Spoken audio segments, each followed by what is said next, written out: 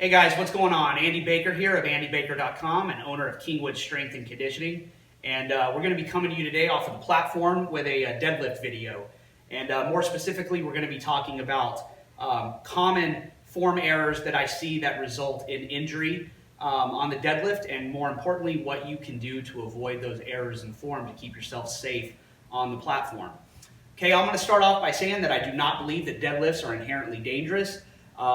If I thought that they were, I wouldn't prescribe them to 99% of my clients that walk through my door here. So I've had Kingwood Strength and Conditioning for a little over 10 years, and I've taught almost every client that's come in here how to deadlift in some form or fashion, and I have had almost no injuries. In fact, over the last 10 years, I've taught hundreds, maybe even thousands of people how to deadlift. I can count on one hand the amount of deadlift injuries that I've had in the gym since that time, and all of those injuries are all nothing but minor strains that were cleared up with some ibuprofen and maybe a couple of days of rest. So if deadlifts were as dangerous, inherently dangerous, as a lot of the quote experts say that they are, with my demographic, I should have accumulated quite a bit more injuries here than I have.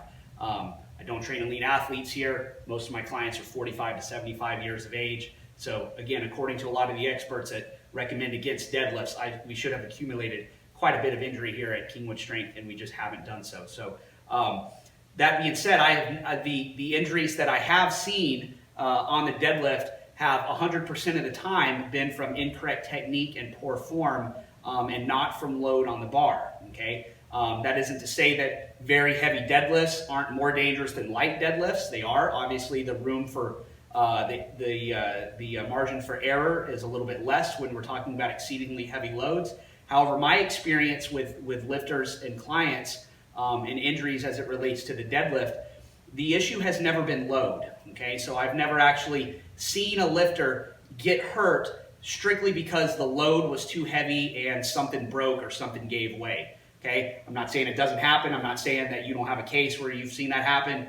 I just haven't seen it in my 10 years here. So what I have seen is a lot of lifters get hurt on lights that were below maximal with incorrect technique. And I think a lot of times what happens is that by the time a lifter gets to his work set weights, he's a little bit more dialed in on his form and technique. The potential for injury is pretty firm in the back of his mind, and so he's doing everything he can to make sure he's doing everything correct at those heaviest weights so that he doesn't get injured. But what happens a lot with the warm-up weights is that the lifters just aren't giving these warm-up sets the respect that maybe they deserve, and they're just kind of haphazardly going about their business on the warm-up sets, and lo and behold, they get injured even with a sub-maximal lighter weight. In fact, that has been my observation over the years, is that most of the time the injuries that I have seen have actually been at sub-maximal loads, not maximal loads, and it has been during a warm-up process a lot of times where a lifter just wasn't concentrating enough on their 225 warm-up set as they had have been, or as they should have been. They make one of the technique flaws that I'll show you here, and they wind up with an injury. So that being said, let's get started. I'm going to show you 4 different errors that a lot of people do that can potentially lead to injury.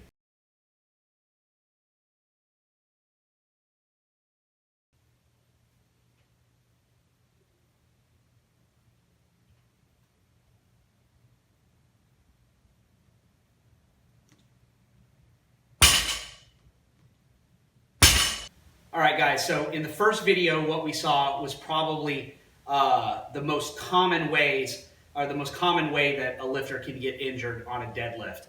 And what I demonstrated was the most common way that lifters get into this dangerous position, and that position is anything that puts the barbell forward of the midfoot. Okay, so I'm going to repeat that. The easiest way to get hurt on a deadlift is to do anything that places the barbell forward of the midfoot.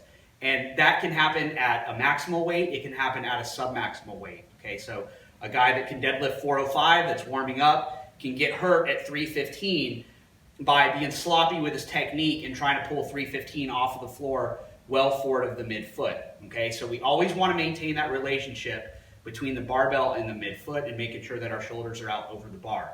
Okay, now the easiest way to get the barbell forward of the midfoot is to do exactly what I demonstrated in the video, which is to drop your hips too low okay? When you drop your hips too low, it's gonna close the knee angle a bit. It's gonna push the shins forward, and oftentimes that pushing of the shins forward is gonna push the barbell forward of the midfoot, okay? It'll feel like the barbell is in the right place because it's still up against the shins, but when you go to pull off of the floor, what happens is that knee angle opens up, the shins come back off of the bar, and the bar is left there kind of out over the toes, and that's where it wants to leave the ground, is out in front of the midfoot over the toes, because you pushed it there when you dropped your hips down too low.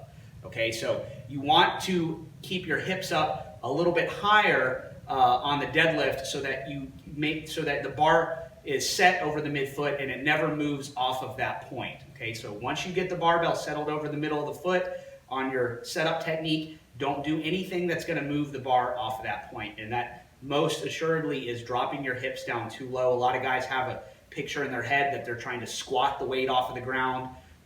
You've heard a lot of uninformed people say silly things like lift with your legs, not your back, and that is in fact almost irrelevant to the discussion. You're going to be using your legs and your back for the deadlift. What muscle group you use is less important than the position of the barbell to the midfoot, to making sure that your leverage is good. And if your leverage is good, the barbell stays over the midfoot 9 times out of 10. Even if you do everything else wrong, if you keep barbell over midfoot, you're not going to get hurt.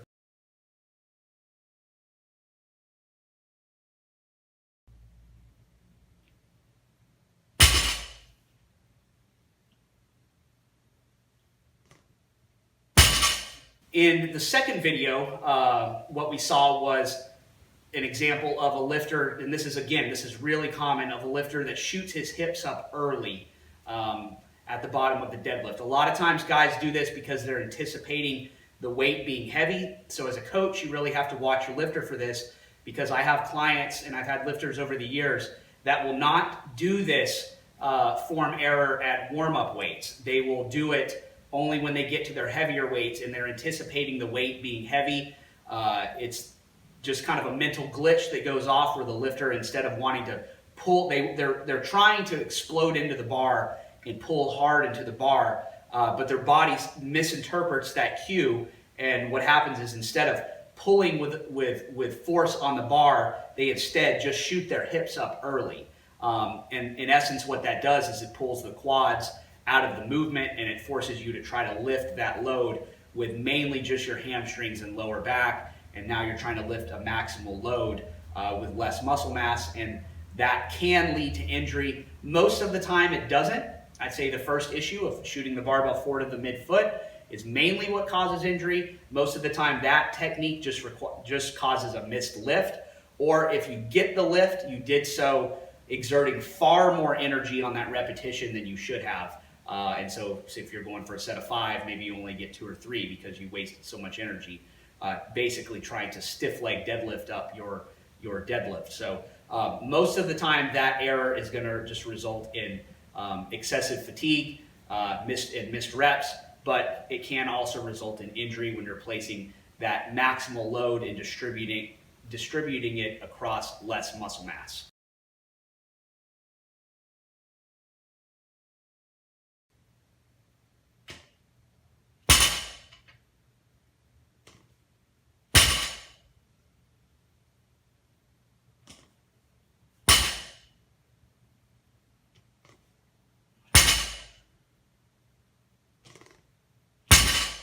Okay, so in the third video, what we saw was a demonstration of a lifter who just fails to set their lower back. All right, and again, this is very common. I'll say it's much more common among men than women. Most women know how to set their lower back fairly well, although you have seen there's some pretty bad cases across the internet of some women doing some Halloween cat type deadlifts. But it is fairly common.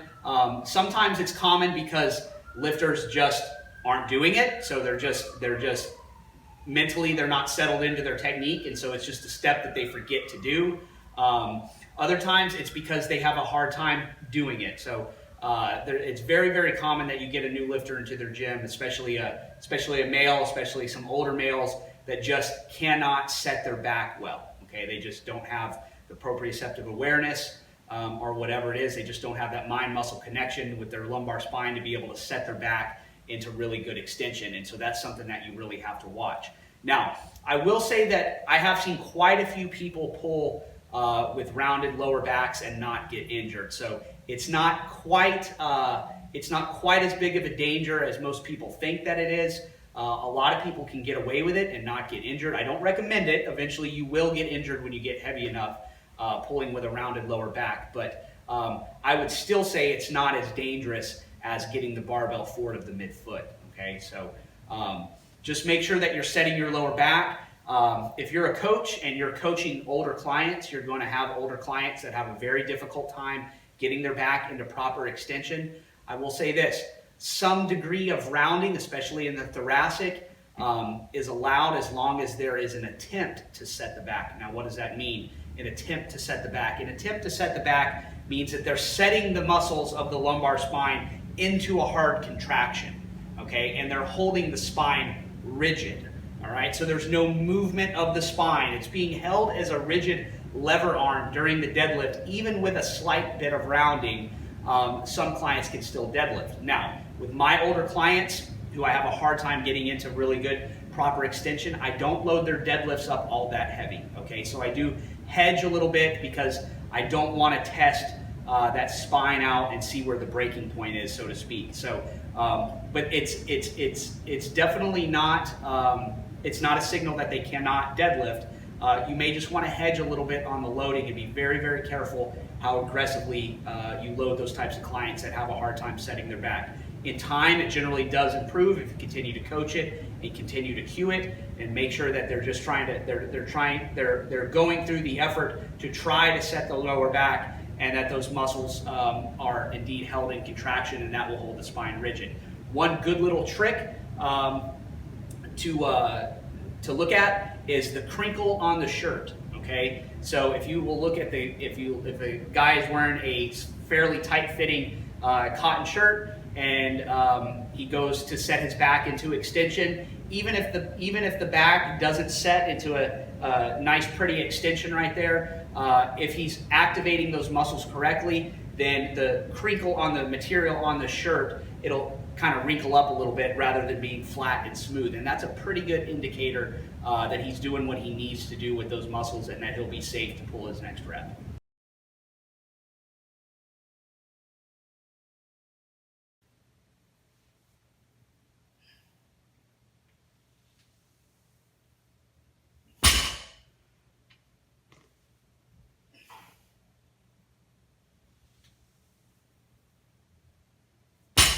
Okay, so the last video demonstrated something a little bit different on the deadlift, and this is an area where the injury doesn't occur in the initial pull off of the floor. It occurs in the eccentric component, or the lowering of the deadlift back down to the floor. Okay, so a lot of people have kind of a picture in their head that the way that the weight should be lowered back down to the floor is with their back straight, and so what they in turn do is they try to keep their back straight, and they lower the barbell back down to the floor by pushing their knees out in front of them. And what that in fact causes the system to do is to lower the bar down the thighs as it's sliding forward out and around the knees, and that's going to get the barbell well forward of the midfoot. And even with a very light load, that's a really good, quick way to injure yourself. Just during the filming of that video, as I was demonstrating with 135 pounds, which is an exceedingly light weight for me, I could still feel the strain on my lower back in a way that I didn't like. So it would be very easy to do, with 225 or 315, certainly anything more than that, trying to lower it down with a vertical back and shoving my knees out. That would be a very good way to injure myself. So the correct way to lower the barbell is to simply in reverse of how you lifted it, okay? So just kind of push your butt back out of the way.